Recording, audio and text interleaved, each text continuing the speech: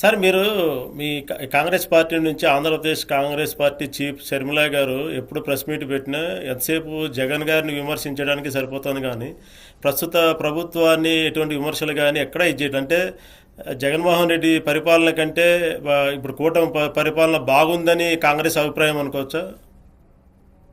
లేదు లేదు, ఇక్కడ కేంద్ర ప్రభుత్వ వైఫల్యాలు, రాష్ట్ర ప్రభుత్వ వైఫల్యాలు, గతంలో పాలించిన పార్టీ కాబట్టి వైకాపా ప్రభుత్వ వైఫల్యాలు అన్ని సందర్భోచితంగా వస్తాయి. కొన్ని సందర్భాల్లో కేంద్ర ప్రభుత్వ వైఫల్యాలు ఎక్కువ చెప్పాల్సి వస్తుంది. ఇప్పుడు ప్రత్యేక హోదా ఇవ్వలేదు, అది కేంద్ర ప్రభుత్వం ఇవ్వాలా. రాయలసీమకు ఉత్తరాంధ్రకు స్పెషల్ డెవలప్మెంట్ ప్యాకేజ్ ఇవ్వలేదు, అది కేంద్ర ప్రభుత్వం ఇవ్వాలా, ఇల్లు తెప్పించాలా. కాబట్టి ఆ సందర్భంగా కొన్ని సందర్భాల్లో కేంద్ర ప్రభుత్వాన్ని విమర్శించాల్సి ఉంటుంది.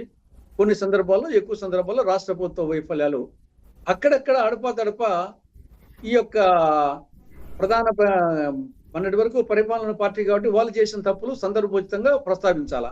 ఇక్కడ ఏమైతుందంటే ఆంధ్రప్రదేశ్లో ఉండే మీడియా కొన్ని వచ్చేసి కరపత్రాలు అయిపోయినాయి, ఆ పక్క ఈ పక్క.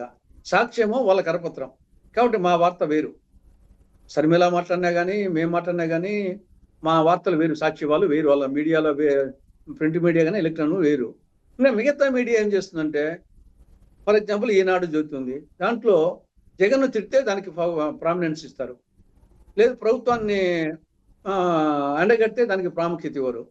కాబట్టి ఇక్కడ మేము మాట్లాడినా కానీ అక్కడ వచ్చేది, ఇప్పుడు మేము ముందు చంద్రబాబు ప్రభుత్వ వైఫల్యాలు చెప్పి దాని సందర్భంగా ఇప్పుడు జగన్ ఉంది, జగన్ కూడా తిడుతున్నాం కదా.